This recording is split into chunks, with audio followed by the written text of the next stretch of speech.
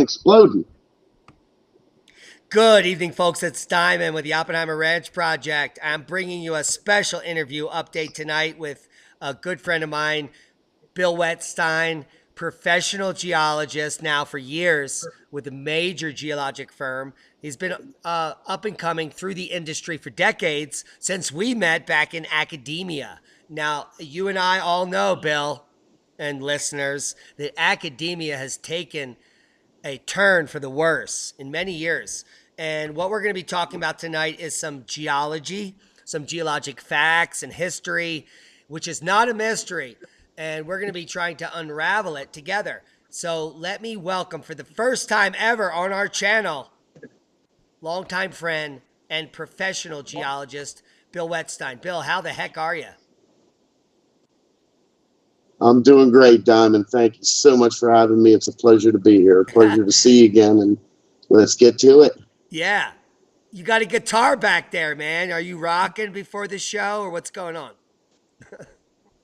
Yeah. Let's you got to keep the hobbies up and keep the mind right, and that does it. So let's just clue everyone in. What we're looking at here is Mount Etna, and you and I just talked about this. This is 1 hour and 50 minutes ago, before now, and it's amazing. The uptick is amazing. We have a major uptick at Etna. The mainstream is now, as of this week, reporting on an uptick in that Campe Flegrei region of the supervolcano. That includes Stromboli, Mount Pelée, and all those other famous Italian boom booms. Pompeii much? So while we're watching this, you and I are discussing this uptick. Now here we go to the USGS. Boom.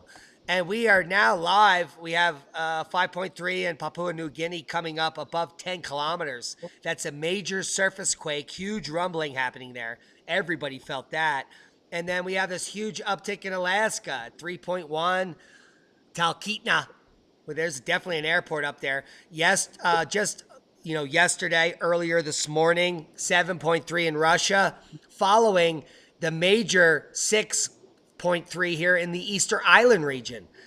So, as a professional geologist, I want to welcome to the show, and as a friend of mine, I want to thank you for being here. What say you, Wettstein? A pretty interesting day, no question about it, compared to earlier in the week. As you mentioned quite a bit, it was a really quiet week, and all of a sudden, as you put it, we have a major uptick here. I think, and we were discussing, the linearity of faults and that kind of thing. We were discussing that before, and that'd be a good thing to expand on here because just today we're seeing a northern linear movement up around California, San Andreas, towards the Juan de Fuca plate, in Alaska, heading north, as you're pointing out, and we're too bad we don't have them all on there. But there were, as you know, and you've reported on quite a bit, the quakes in northern Alaska were, I don't know, about a month, something like that. Yeah, I'm about to bring up all the quakes. So let's do that. And it might melt down the computer. But you can see what Bill was talking about here. If what we're talking about earlier was that look at that. A lot of people do not believe that earthquakes are predictable, but there are almost 100,000 people that believe Dutch Synths can predict quakes. Now, Dutch Synths uses patterns, earthquake patterns, which are predictable, and that's what many other people use. And what we have, those watchers that have been watching quakes, including geologists, have seen patterns along linear motions where they actually circumnavigate the globe and come back around. So these are either loops or straight on lines where you'll see quakes go from Fiji through Indonesia up into Tajikistan and then Greece and then come back around and then hit down here by the Antarctic as it comes through Easter Island. So what we're seeing is definitely circular movements of tremors that go circumnavigate the globe. They also sometimes ring in a circle, where I've seen some patterns where the quakes go in a circle around the ring of fire. And then on other patterns, they go back and forth like bing, bong, bing, as if a bell is ringing. And all of these observations that we're making, which are purely scientific and go along with the scientific method, would lead to a theory that earthquakes are in fact predictable in a certain range. Do you agree with that? Very much agreed. And I'd be remiss if I didn't mention it. And I'm relatively new at all this, but I'd be remiss if I didn't acknowledge Ben Davidson's work. I think he is a true scientist. I think he believes in a scientific method of what he's doing. Believe it or not, you can question what he's doing, but you certainly can't question his initiative. He's doing everything the right way. Again, believe him or not. But if you don't believe him, you better come up with something else. Right. So he lays it out there, and let's go back to the scientific method, because clearly that's what you're agreeing with, is it not? Yes. Yeah. So what? That is scrutiny. That is. So what Ben Davidson scrutiny and others are doing, what we do, like Oppenheimer Ranch, Adapt 2030, other channels that have scientific endeavors, we're employing true science. And in order to do that, you need to make detailed observations of something in great numbers. You need to be prolific. You need to extend your data as far as possible for what you're trying to uncover. So we uncover the data, and then we create a theory to explain the data, and then we test it. And if that test works 80% of the time, then we're probably onto something. So then we refine the theory, get more data, and then commence. That's the scientific method. You continue to move forward. If the data does not support the theory gets thrown out and you write a new theory. And that continues time immemorial forever until you understand the dynamics of the science. And that's the scientific method. Yes. Would you have anything to add, Bill? Yeah, I would only add that with that method, it also is inherent in it to not get so biased with your own view. What you think your theory is, that's fine, but don't get so clouded and so myopic with that view that you cannot accept anybody else's. And that might sound very simple, but it's not. Once you get enthralled into a subject matter, you can get blinded sometimes. So you have to, again, that scrutiny is not only on your peers and your colleagues, it's scrutiny on yourself. And I think that's important going along. It's more of a psychological thing with that. Well, Bill, this is very interesting, because I really want to get into this, because I think that many people don't understand exactly what you're saying, because it is my opinion that the majority of professional geologists, or people that are even above you, people that run these companies, that they in fact have the inability to go against the mainstream. They have to stick with the pack, the bunch. Whatever this guy says, I better say it because he gives me the money, and then I have to pay all these people. So I don't want to rock the boat, so to speak. So whatever they say on CNN is what I say, and I don't have an opinion. What are your thoughts on that? That's right. That's exactly right. And all it does is continue the data that you're getting. Any new data, if you're biased with your theories, and this applies to me, it applies to everybody. If you're so biased with your theory that any new data that comes in, you will instantly mold that data around what you think, no matter what it says. You will find a way, and that's not science. I mean, that's trickery. That's technically what that is. I could lose my license for doing that. Straight up.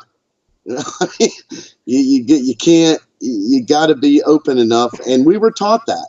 You know, this goes back into 1995. I've been doing it for 23 years. It's no different then than it was there. And So a credit to those who taught us. let's expose to the masses what you just said in layman's terms, because you and I know what you're talking about, but I think I need to lay it down in plain words. So Okay. let me say what I think you said, and then you can correct me if I'm wrong. Okay? The mainstream has to, they have to unequivocally be willing to accept whatever the upper level says. And the reason I mean this is because they have no prior knowledge. But unfortunately, people like you and I, Bill, we are field geologists. And do you remember in the late Right. 80s when we started and the early 90s, we were a dying breed.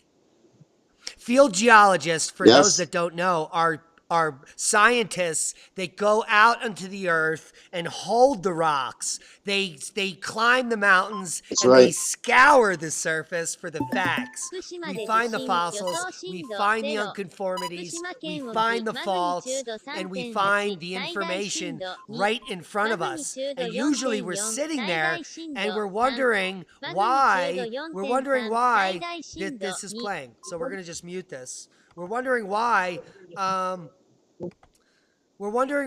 what we were taught in the textbooks is different than where we're standing.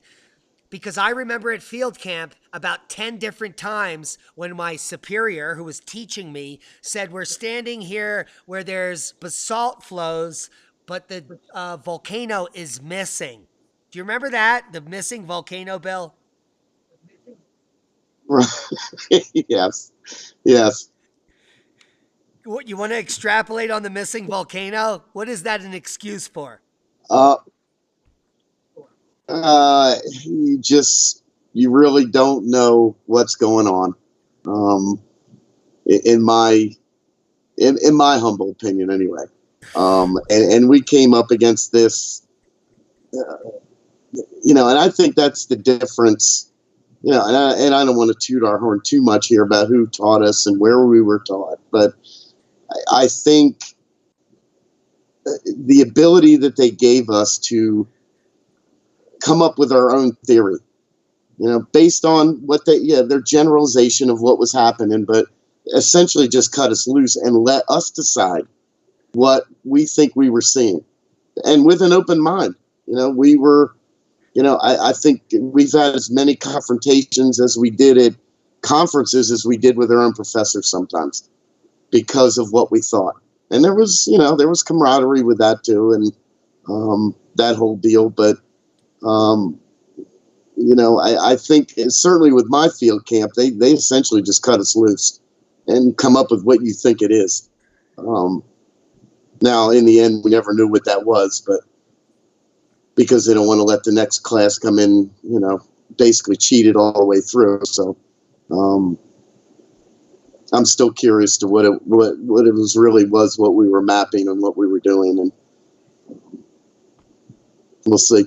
Where was your field camp? Maybe I'll go at? back down there sometime. It was in Salida, Colorado, oddly enough. Wow.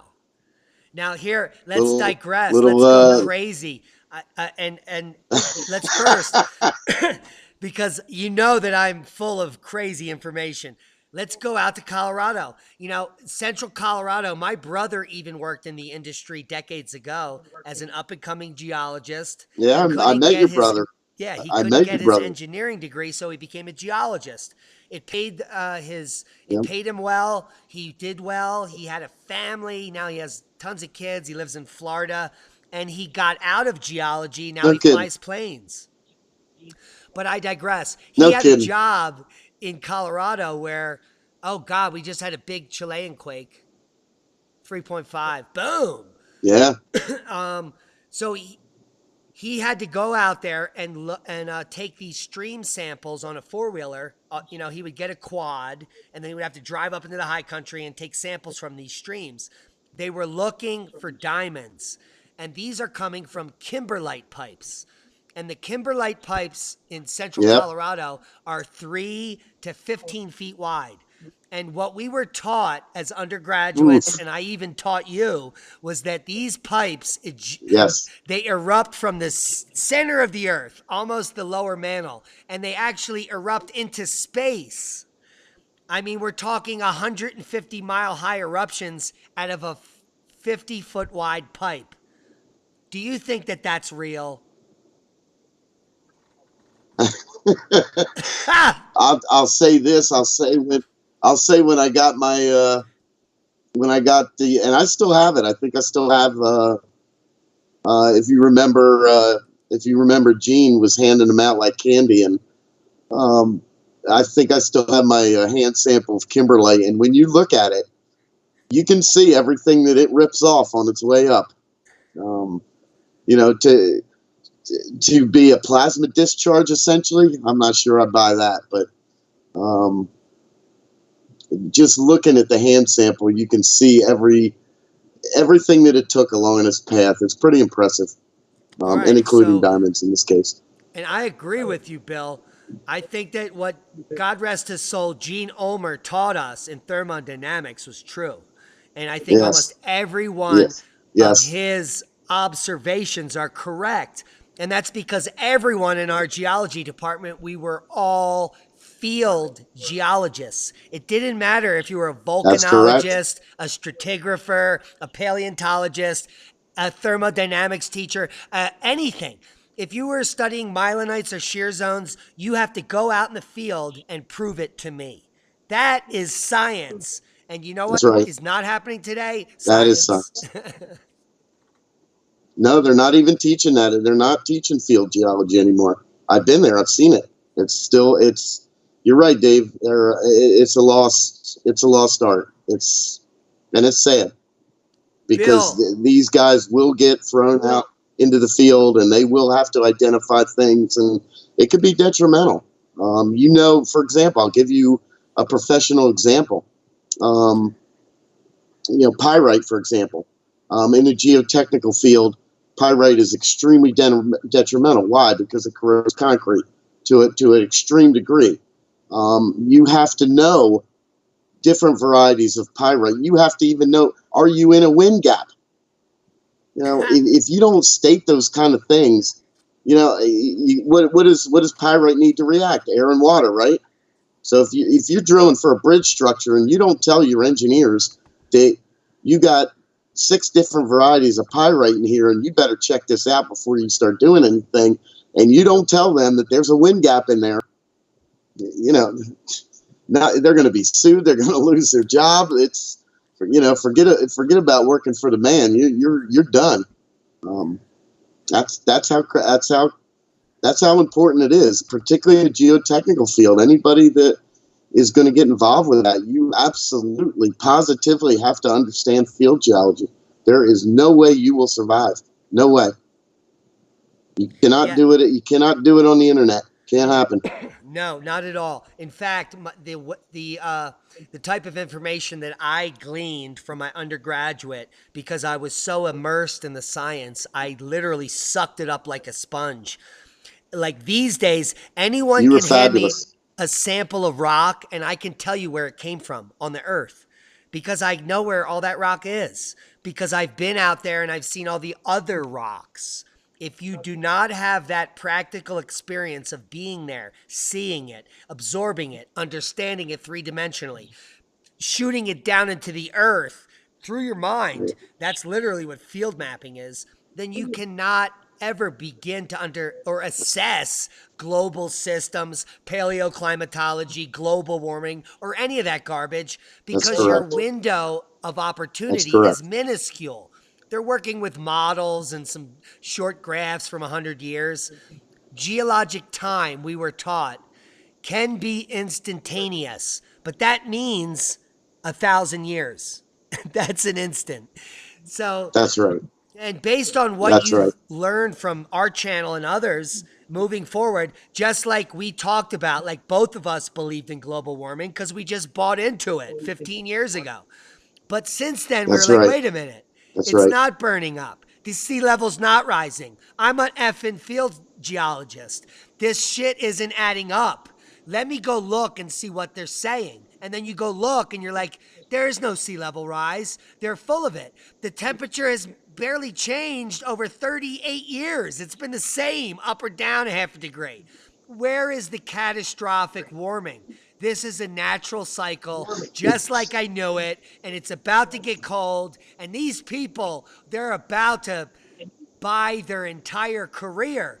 Because do you remember how many people believed us? Everyone. But do you know how many people admitted they believed us? Yes. No one. They were teaching it as on my way out. They were teaching it. They were lock, stock, and barrel. They were all in, all cards in. And I was, and you're right. I agree. I was there with them. And as you've pointed out, yes, there was a slight trend of warming. I never imagined that it would gain so much, I don't know, for lack of a better word, popularity, if I can. I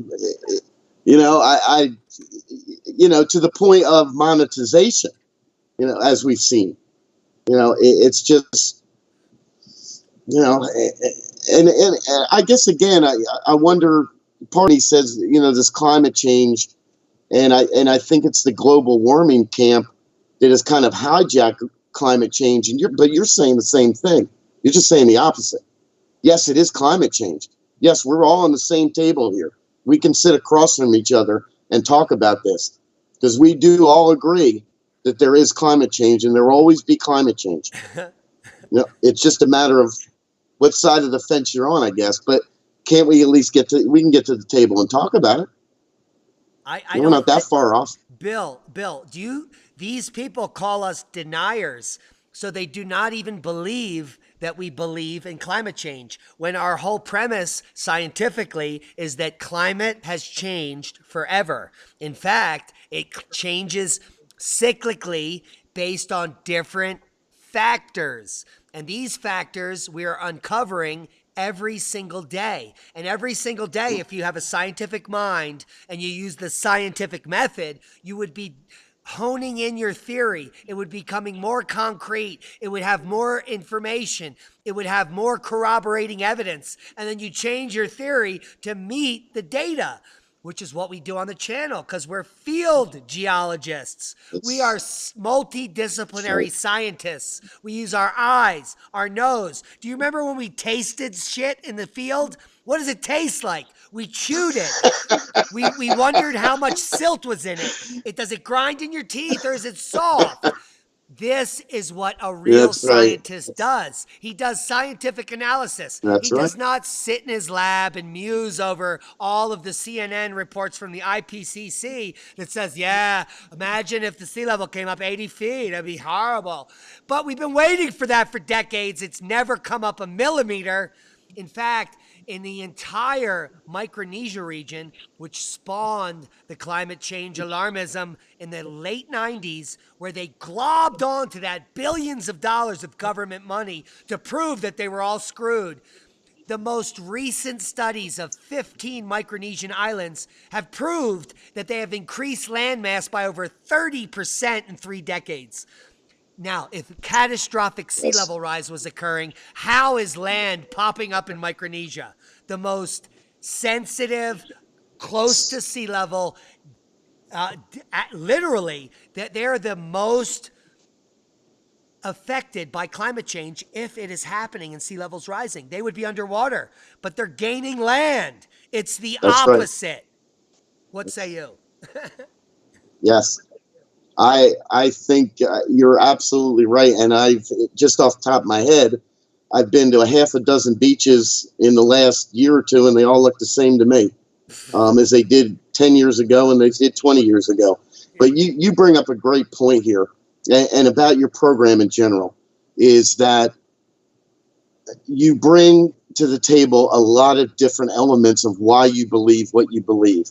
You know, the ice thickness, you know, the solar dynamics, the whole, every aspect that you bring. It's not just to hear yourself talk. You're trying to use as many data points as possible to prove what you're trying to say. And that should be commended. That should not be criticized, regardless of whether you agree or disagree. That should not be criticized for on its intent. If you don't believe Diamond, fine, bring it to the table. We're reasonable guys. We'll listen, but bring it to the table. Diamond, you bring it all to the table. You know, you bring a multitude of data points, cloud cover and solar radiance and solar dynamics, and you know, how can all these things be coincidence? Paleoclimatology, repeating cycles that go back thousands of years, the GISP-2 data, the historical documentation of the Dalton minimum, the Centennial minimum, the Maunder minimum, the collapse of Rome, the collapse of the Mycenaean population. These are historical elements that we can add to the multiple layers of our scientific information, which leads us to a theory that is predicting everything that's coming true. As yesterday, the Papua New Guinea Department of Volcanology reported that the actual volcanoes, 20 volcanoes, are now higher than normal. This is a almost 200% uptick in volcanism in Indonesia alone, that as of yesterday, the Papua New Guinea Volcanism Institute said is happening. So they're now saying to the public, yeah, there's a shit ton of volcanoes blowing up.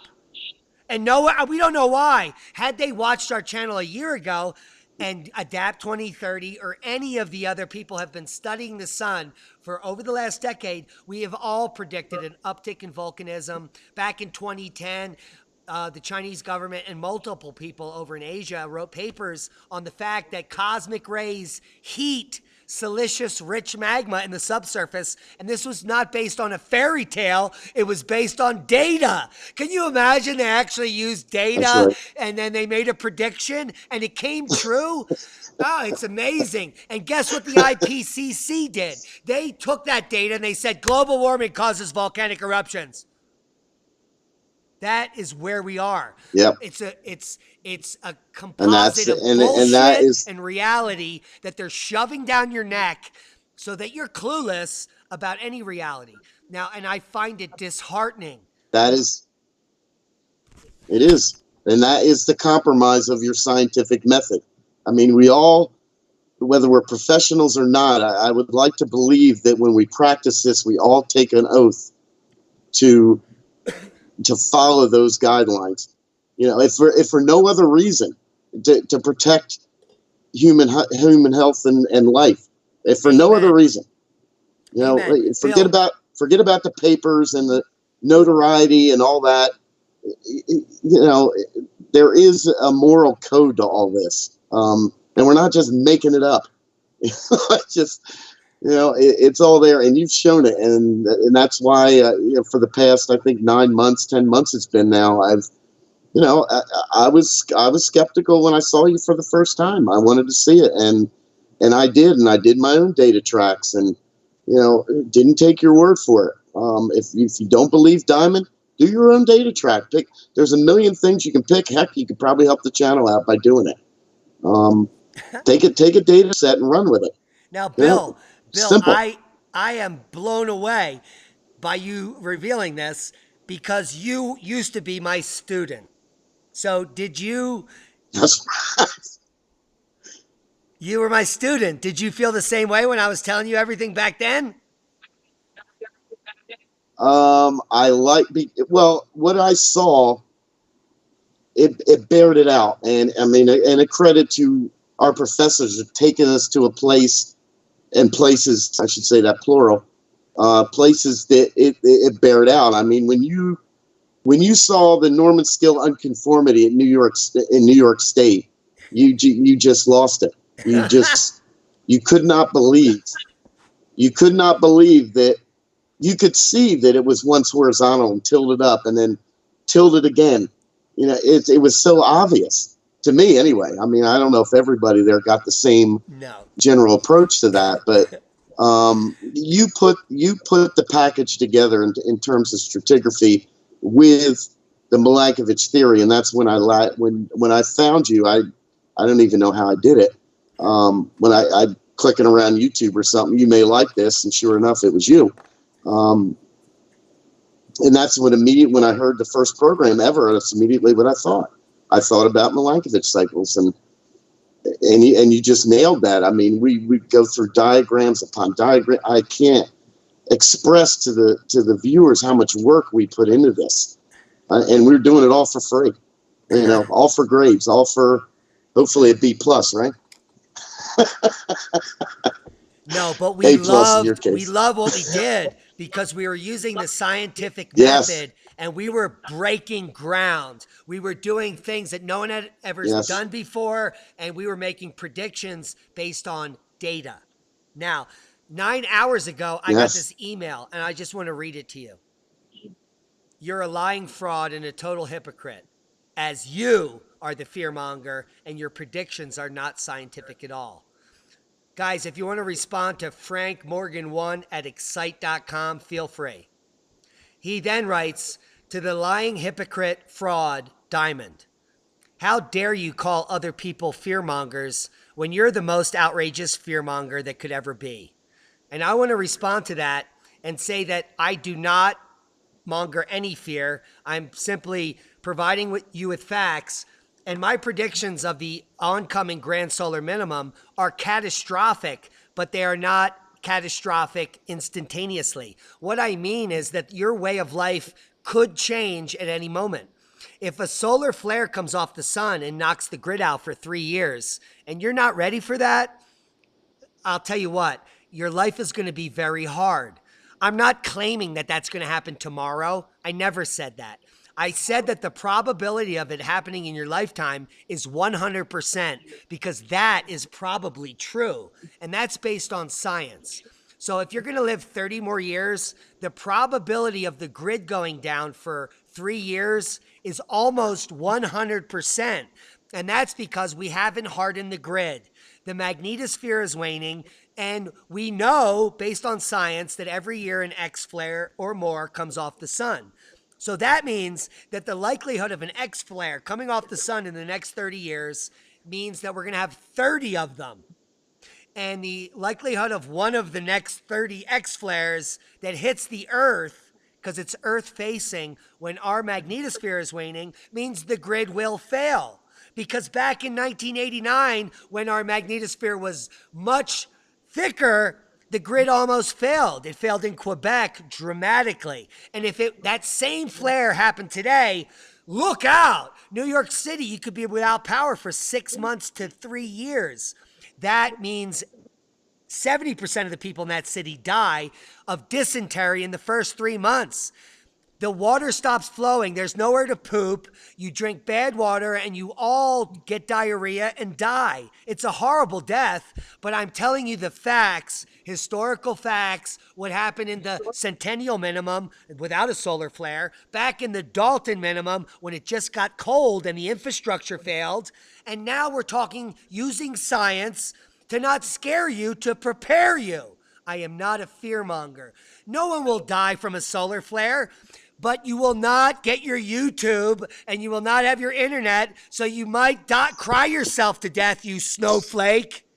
So if you don't understand the facts that I'm providing, then please unsubscribe to the channel. Please don't take time to double space and increase your font as if I'm going to listen to your email more. Let us continue. That was the first sentence. Do you have anything to add, Bill? You know, like I said, I'm all for anybody and everybody coming to the table. If you disagree, hey, it won't be the first time. And from where we studied, we got disagreements everywhere we went. We're used to it. We can handle it. We're big boys. We can handle it. But bring it to the table. What do you got? I mean, this guy, you know, always just making just baseless claims. He's not. Do you want to make a contribution? Make a contribution. Yeah, tell us literally. we're wrong and show us the He'll- data so that we can Dave, continue to Dave, follow it. Dave will put Diamond will put you on YouTube if you got a good contribution. What more do you want? I mean, this guy got it on here for this, but that I'm sure that's the end of that, and that's the end of his tenure, no matter what he comes up with. But we're not opposed to. We've done the debates, we've done the discussions. We're all for it. No, And so just Frank, state your case and. let's read the rest of the letter and let's do a denouement, shall we, Bill? So Frank Morgan 1 at excite.com. Please go and send him your thoughts. He continues. Also, how dare you say you use science when you don't? So clearly this person doesn't understand science. Any predictions, he claims, are not scientific at all. When I digress when I say that all predictions are scientific if they're based on the scientific method, which this letter isn't. He then goes on to say, are you stupid and ignorant to know that you're a fucking hypocrite when you call other people fear mongers, when you're the one who's the biggest fear monger ever? I'm not a fear monger. I'm a fact monger. I've been deploying the facts for a year and a half, and I'll continue to deploy them. If you're scared of facts, then you have a fear issue. But we do not fearmonger at all. We give the facts, you decide if you believe them, and then you act accordingly. There is no fear on the channel. There is preparedness only. Do not be scared, be prepared. That's our mantra. There's no fear in there. If you're scared to death, like a little baby, go ahead, Bill. No, I think, in a worst case scenario, I mean, for example, the generators you put on there, I mean, what's wrong with having a generator? I mean, I mean, what's wrong with having a solar generator, even if it doesn't happen? What's so bad about that? It would instill fear in you. I just, and it's your choice. You're not forcing anybody to do anything. I think you're just performing based on what you know and what you think, and I think you stated it best. If you don't dig on it, man, the unsubscribe button's right there. And yeah, and trust me, when you hit that unsubscribe button, it will go away. That's the end of it. You don't have to worry about Diamond anymore, what he's thinking and what he's saying. Well, just go ahead and hit the button. The problem with Frank Morgan is he will never unsubscribe because he's scared to death and he wants to know the facts. He's just scared to admit they're true. He then goes on in all caps to say none of your predictions will happen. Well, hey, what, Frank? All of our predictions over the last year have happened. All of them, Frank. So he apparently just started watching the channel yesterday. All of our predictions will not and cannot happen. Well, they already did. So you're wrong, Frank. Right here in the 5th sentence. I have no idea who the hell you think you are trying to impress. I'm not trying to impress anyone.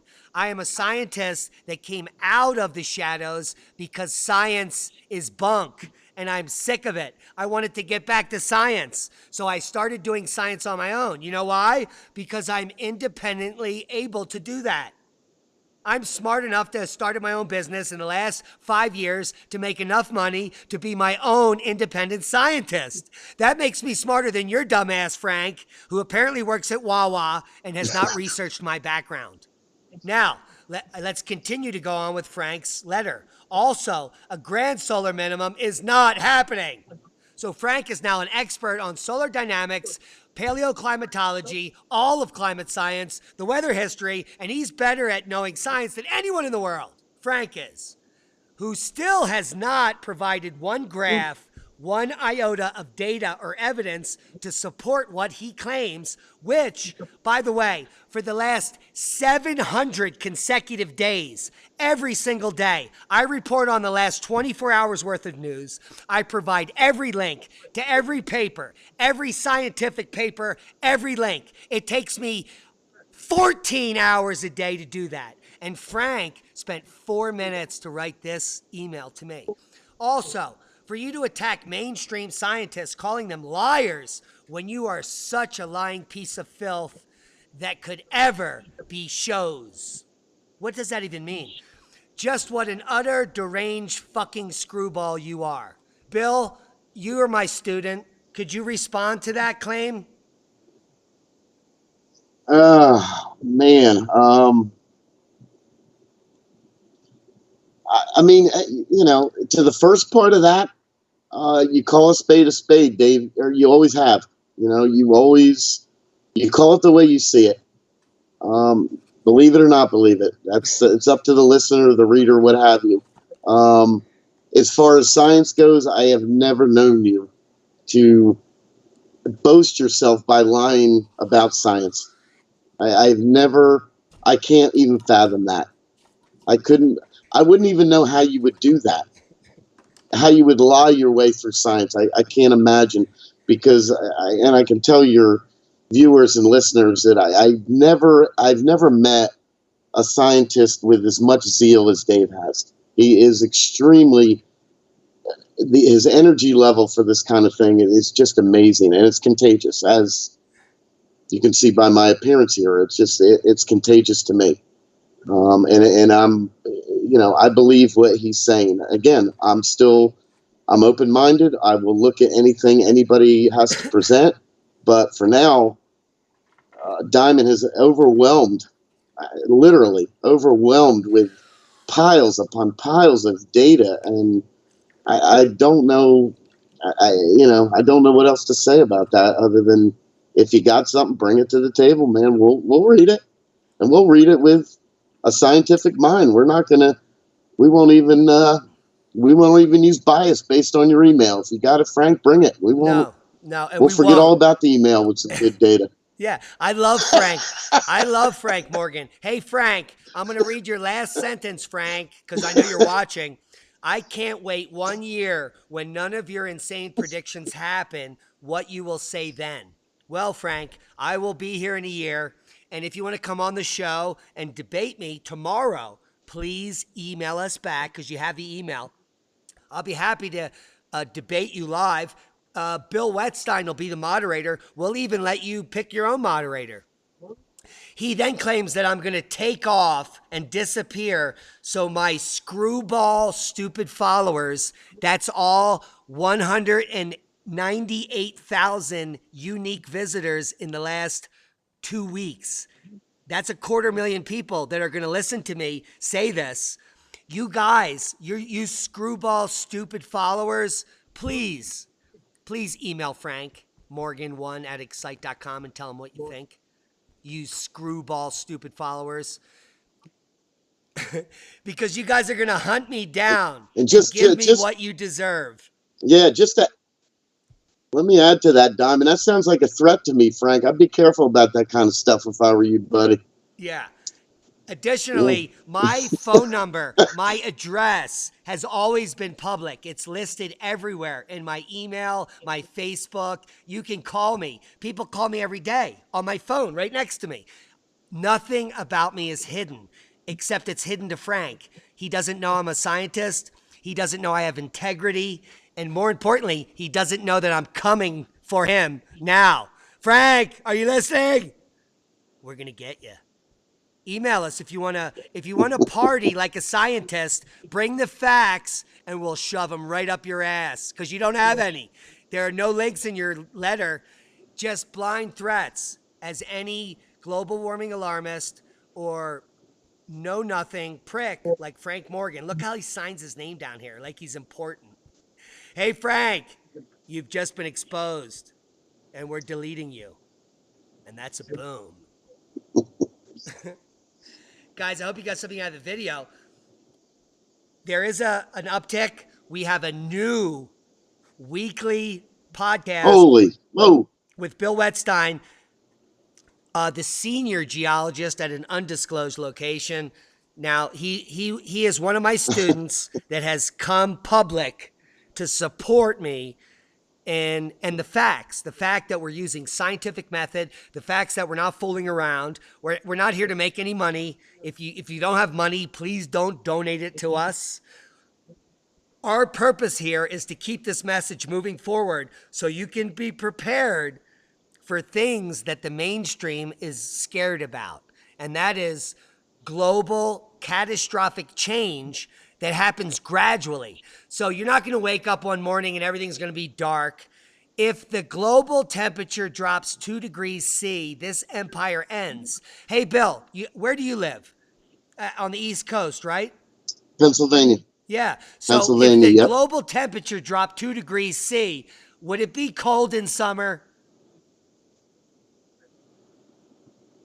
Cooler. Maybe Yeah, be a but little instead nicer. of 98, it would be 96. Would you make it? That's right. I'll manage. Now, the problem is I'll that manage. globally, agriculture fails. And the way we have this point source system of deployment of foods, what's going to happen is one day you're going to go to the market and they're going to have a little sign up that says, sorry, it'll be here next week. And then next week, there'll be another sign that says, sorry, it'll be here a week later. And then there'll be another sign. And then bread will be $8 a loaf. And then you'll be like, holy shite. What do we got? Oh, we got 15 ramens. We're good. But that will not last 3 years. And then you're going to have to start thinking, why didn't we learn to grow food? How come we didn't listen to Diamond? We could have done it so long ago. Ah!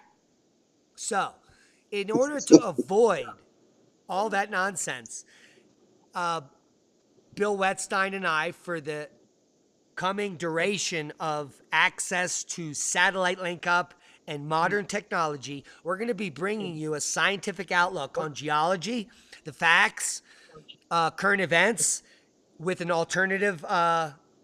Bill's going to give the alternative view because he, after watching my podcast for months, was like, yo, he's still right. Diamond's still right. I believe him. Holy shit.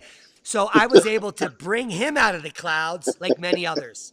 And I, too, was in the clouds. Trust me, I'm not a saint. I gave into global warming, but I was also locked up for a long time and had limited resource to papers. So the Bible was my main read. But I digress. Science is true. It's always been true. We're not making shit up. We're using data to corroborate our predictions. We're using the scientific method. Our theory will change, but it hasn't need to because all our predictions are coming true because we've been waiting for this moment for a decade. When I noticed in 2014 it was happening, I decided to start some web pages. And because of that presence, I was able to have a successful YouTube presence. Because I'm a scientist. People have been trying to shut us down. They just go back and they look. And now, thankfully, my abstracts are all listed on the internet. Over almost 10,000 reads now. I guarantee half of those are CIA and other people trying to shut me down. If I did not have a scientific background, it would be a wrap here. You know why? Because I am the most clear-cutting, informative human you will ever listen to, and there is no BS. If you want BS, listen to every other YouTube channel. Do not listen to ours because I'm not going to parse the truth. And as Bill said, my heart swells for this man because he absolutely was a skeptic, and then he agreed because he checked his ass. Check your ass. It's called Google. You just put in the question you want and you get the answers. Go to DuckDuckGo if you're a conspiracy theorist or any other search engine. But you can do it because there's limited time that the cloud and the internet will be up. It's going to be perturbed in the coming years. I guarantee it. Based on new scientific knowledge, new information, and historical information, we are predicting the true reality of what you will live. You need a backup plan. The shit is not going to be all candy and unicorns forever. It's never been that way. And we're just warning you to hedge yourself for the future. Hedge yourself. And Bill thinks that's reasonable, which I commend.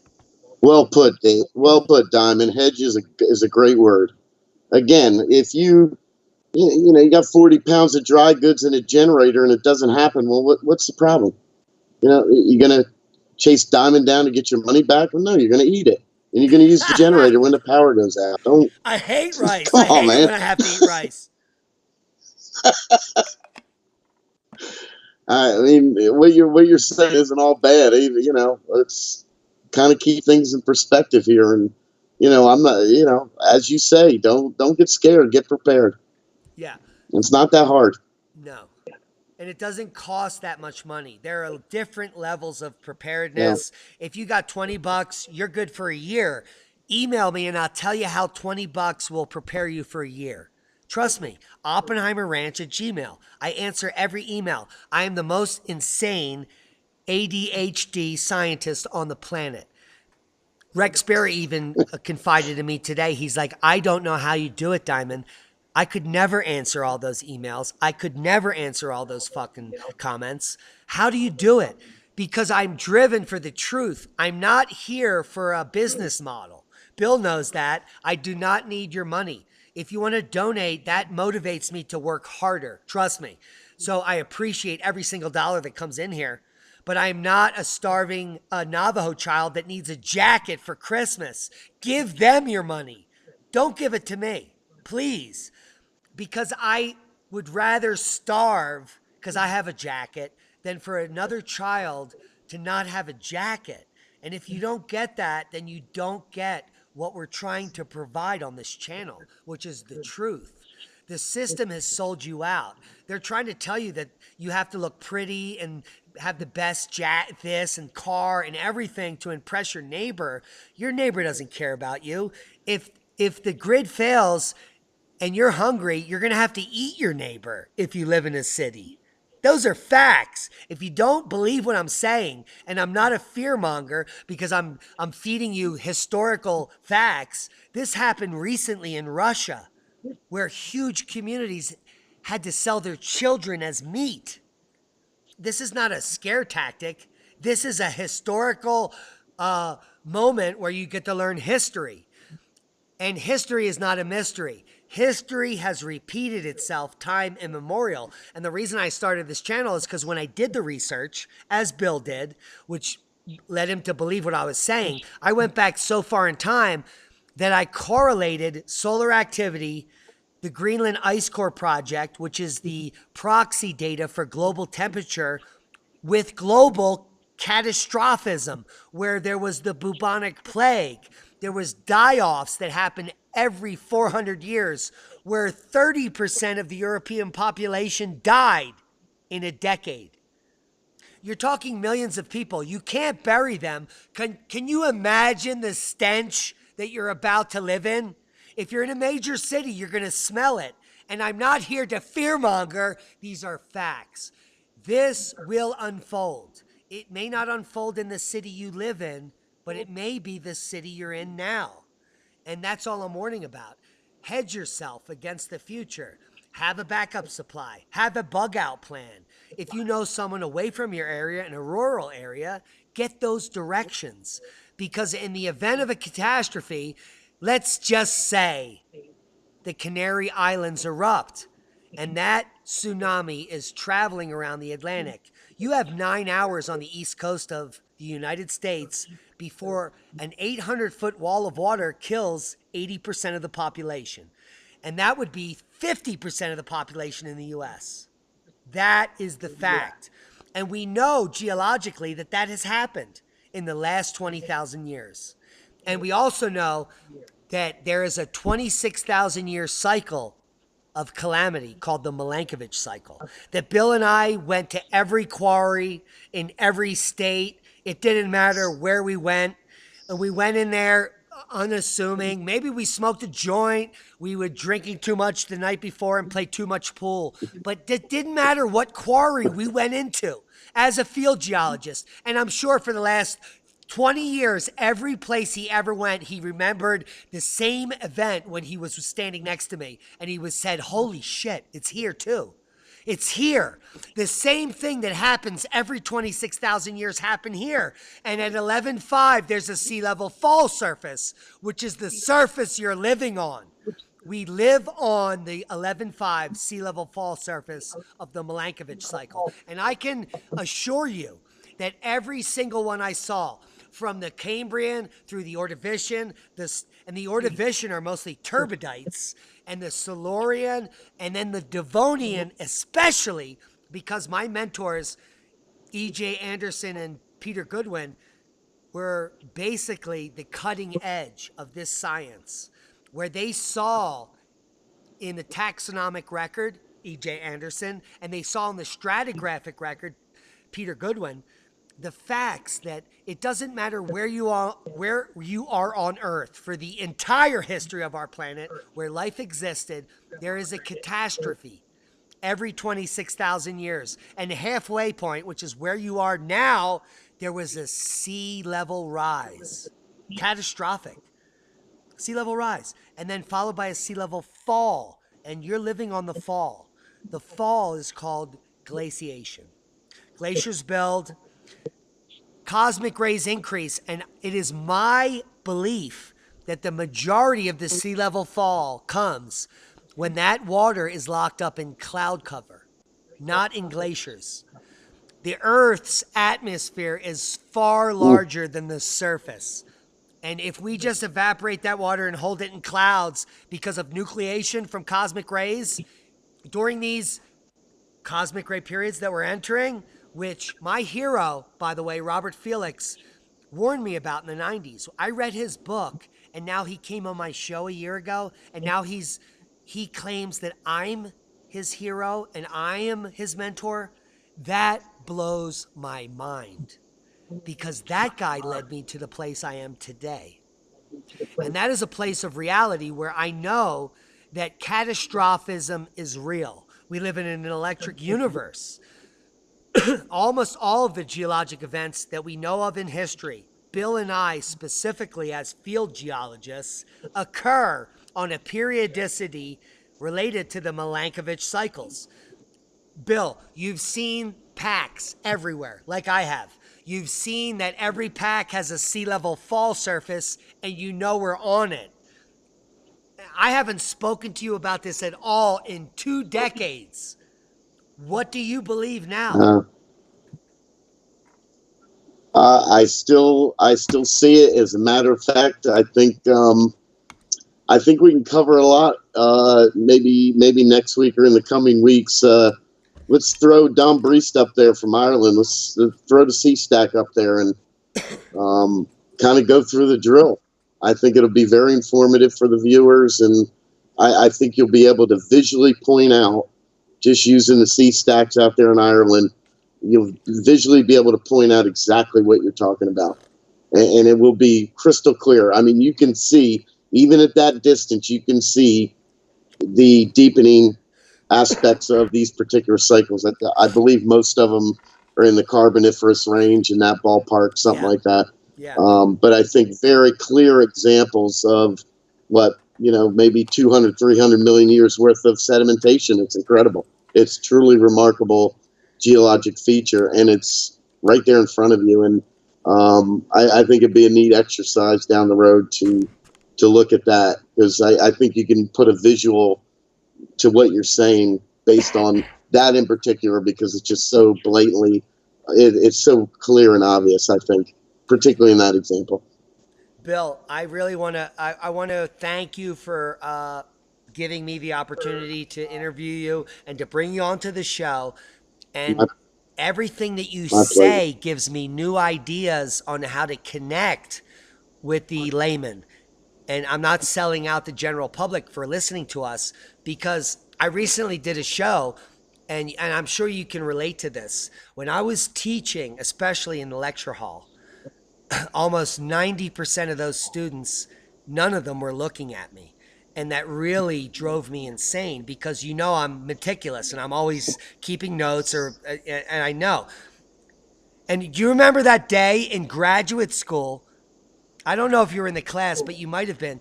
We actually had a 50-year-old pastor take one of my classes. And when I came in, I had a wife beater on, and he was like, "You're not the teacher." Do you remember that guy? That he told us that we were perpendicular to the sun? If it wasn't graduate stratigraphy, no, I probably. But I remember taking graduate stratigraphy. Was fabulous. That was it even enlightened even more. But yeah, I don't recall that, unfortunately. Yeah, it's pure science. So literally, you have no preconceived notions. Let's all go out into this place where there's rocks and let's make up stories. It's genius. Genius. What was it? We always got criticized as potential graduates and graduates that packs are real easy. All you needed was a tack stick and an imagination. That's all you need. There's some truth to that. Yeah. There's some truth to that.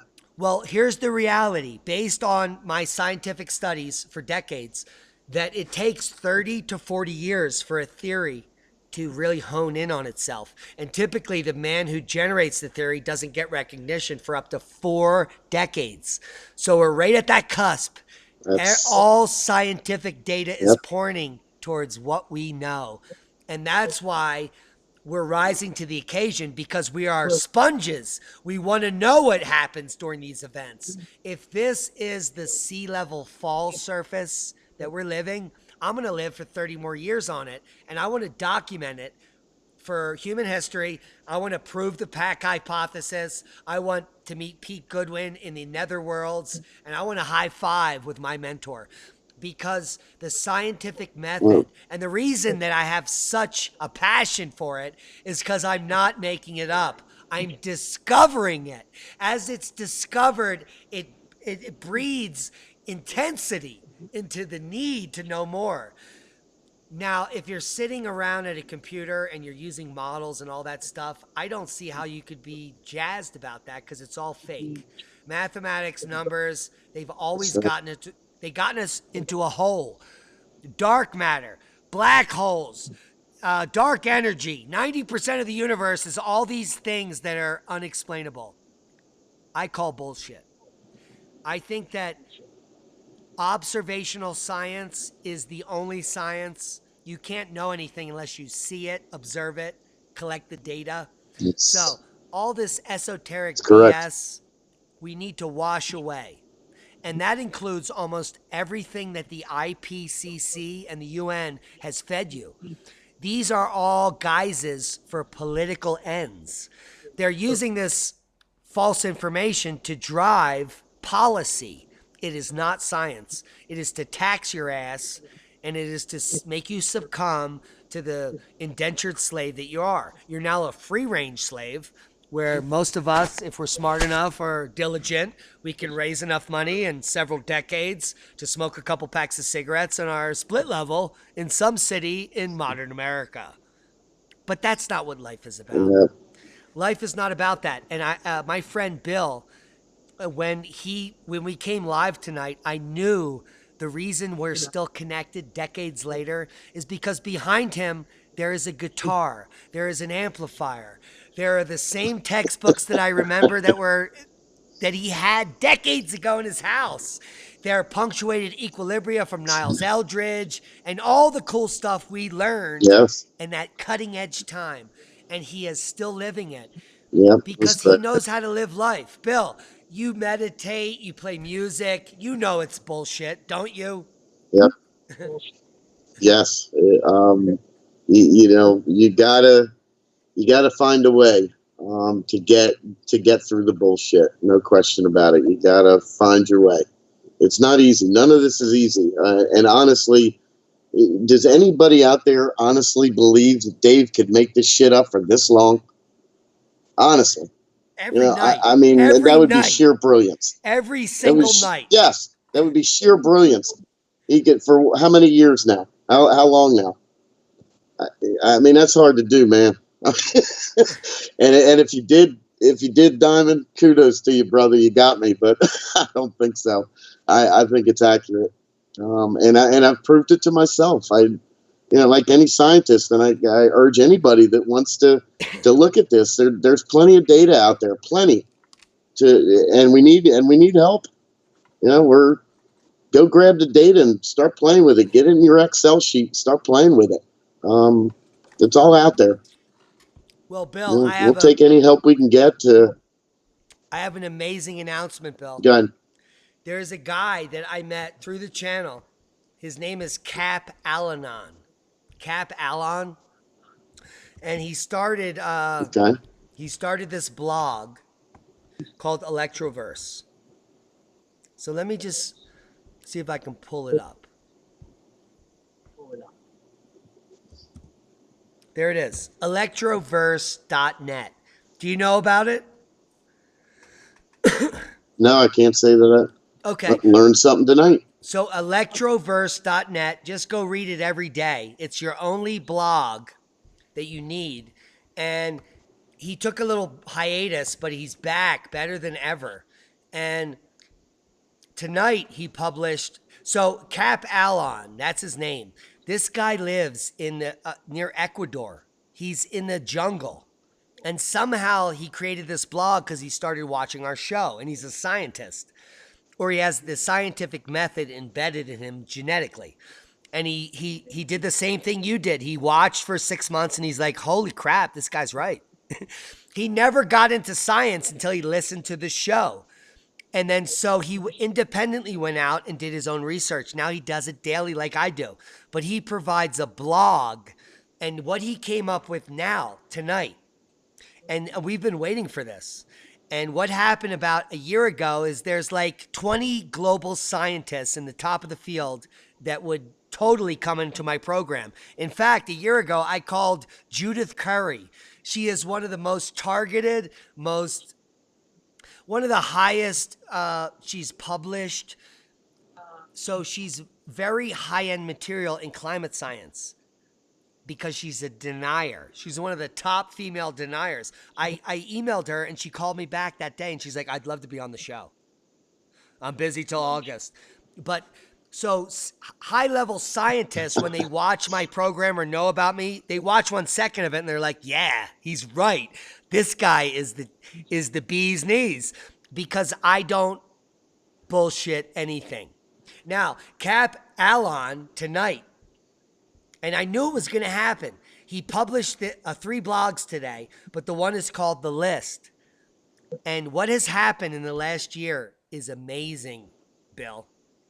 These are some of the top scientists at over 100 universities in the world. Top. We're talking plasma physicists, everyone that would come on my show and agree with every single word I'm spouting. Kababulo Adusmatov, Salih Balunas, Tim Ball, Ian Clark. And Tim Ball was on the show twice, interviewed him, badass. He, in fact, has gotten sued. This guy lives in Canada, Tim Ball. He got sued for over $6 million from Michael Mann, Mr. Hockey Shtick. And now the IPCC doesn't even use Michael Mann's hockey shtick, Mr. Penn State. Michael Mann sued Tim Ball. He owes $6 million in legal fees because he defended himself. And guess what? Tim Ball won. You know why, Bill? Because science, we have facts and data. And he said, here's the data. How can I be wrong?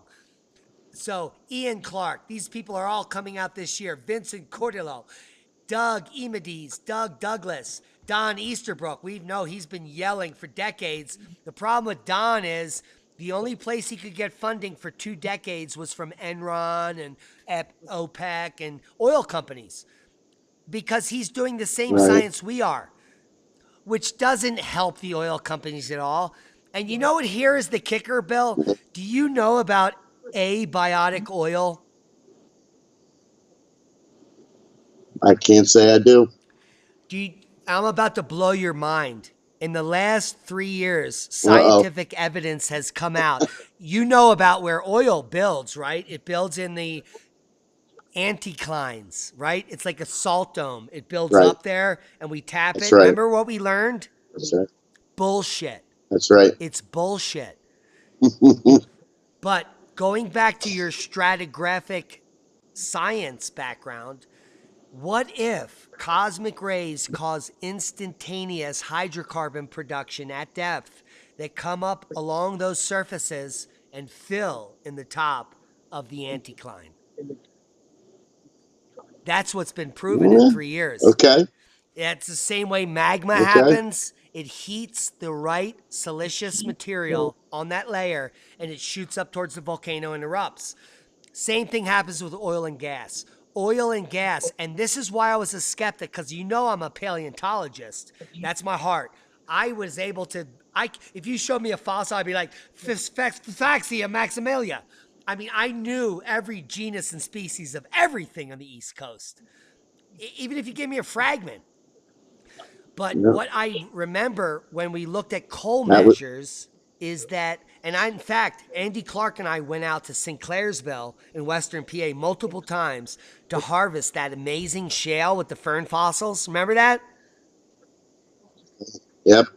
Tons of fatties. We smoke like ounces of weed to go out there and find those plants. But it was to our benefit, because what we learned is that the fossils are only on the top surface of those coal measures.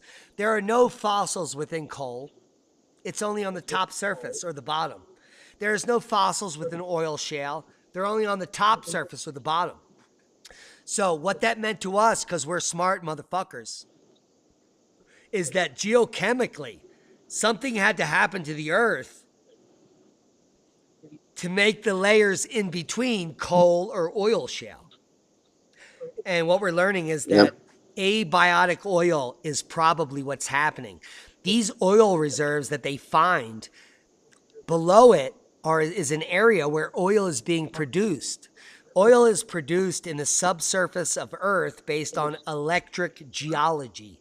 So as every solar cycle, every 10 years, we have a solar minimum, we have cosmic rays increase, that heats the subsurface, it makes oil, and then that comes up. Which is funny, because it was even proven, all the oil holes we dug in America in the 50s, some oil company said 10 years ago, let's go look at those holes. They went back, and guess what, Bill? They were all filled back with oil. Wow. Mind blowing. Yeah. Guess what oil is, Bill? That whole aspect. Oil is a natural resource. It is not a fossil fuel. It is a renewable resource that reproduces itself every decade because of the sun. I like it. I think that'd be a great topic weeks to come. Just that subject alone. I think we can certainly fill enough time with just that subject and beat it around with some other interesting things. But that's a great topic there. Look at this list. I'm just going to scroll through it. Look at how big impressive. It is. Look at it. This is a list of scientists questioning the accuracy of IPCC. That's 50. Scientists arguing that the cause of global warming is unknown. Probably 20. Scientists arguing that global warming will have negative consequences. Few negative. So this is a huge list, because people always say, all the scientists. These are the top scientists at each of the universities. Roy Spencer, we know about, University of Alabama, Huntsburg. Heinrich Svensmark, top scientist at the Danish National Space Center. George Taylor, Oregon Climate Science. Witzer, geochemist. Professor Emeritus at Ottawa. So these people are, we all know about Niv Shavir. Now, he uncovered the fact that we have the 100 million year spiral galaxy arm cosmic ray flux causing the 65 million year mass extinction cycle. So what we know happens on these cosmic ray flux periods is mass extinction, and on the other side of the boundary, evolution. And Niles Eldredge taught us that there is no evolution. There is punctuated equilibria. And we learned that there is punctuated aggradational cycles. So when the cycles begin, and when the sea level falls, and then when the sea level rises, these are times when evolution occurs. Cosmic rays cause evolution. Our sun causes evolution. The stratigraphy proves it. There is no survival of the fittest. There is no gradualism. There has never been a single,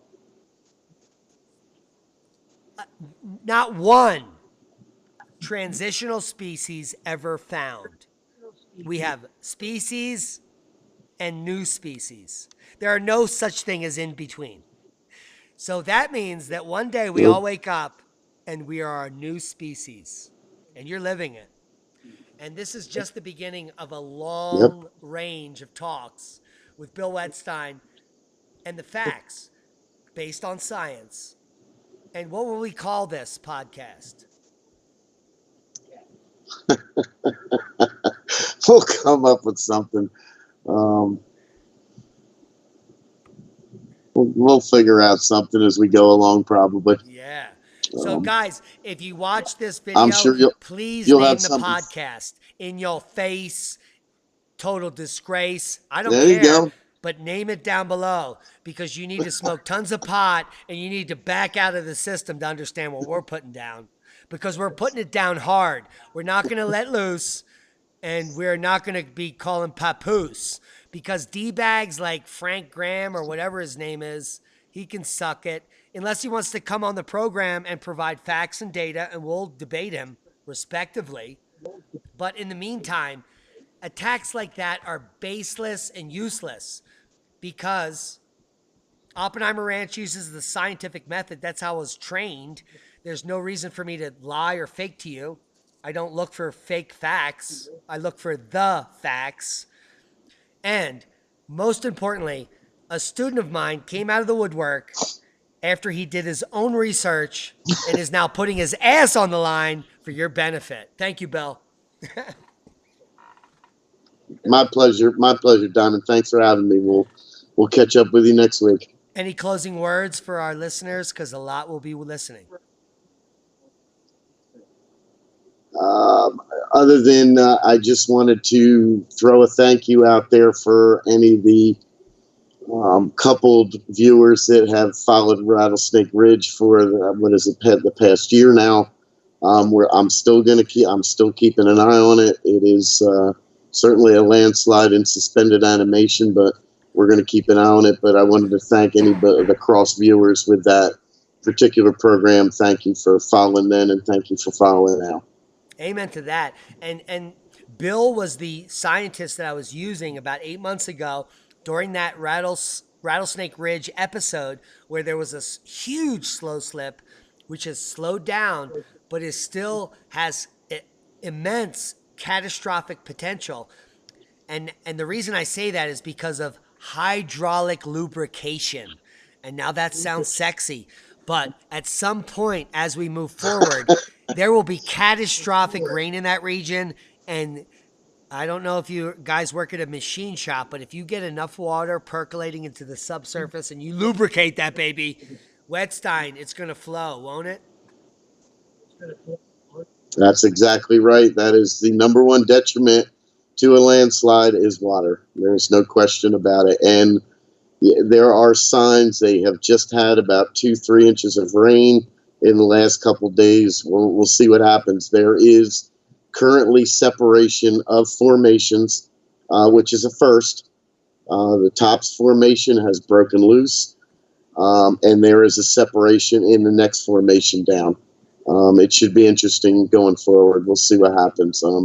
There's a lot going on there. We'll maybe discuss that at another time, but good stuff. Let's do that on our next show because El Nino is forecast. We have sudden stratospheric warming up in the Arctic. So as January kicks in, they could receive catastrophic moisture in that region. And if that happens, we'll be on it as Rattlesnake Ridge slides off into houses that have been vacated. Unless they're back. Are they back in those houses?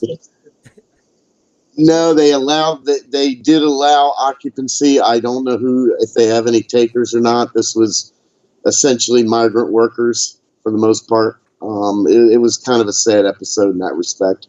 But they, for whatever reason, when they came out with a report that everything was all right, the landlord decided to just reopen it back up, and some came, some didn't. I'm not sure the exact occupancy at this point. So that's basically what humanity adds up to. Fuck the Mexicans. They can get buried. They just pick our food. Yeah, and that I mean, Washington State is when you look at not to get long-winded about all this, but when you talk about the food supply and you talk about a delicate area and maybe your first notion of when food supplies are going to be compromised is Washington State because of the delicacy of that state, what they grow there compared to every other state in the United States. Washington State is almost unequaled what they grow there, and when you see the effect, that's where you're going to see it first, most likely.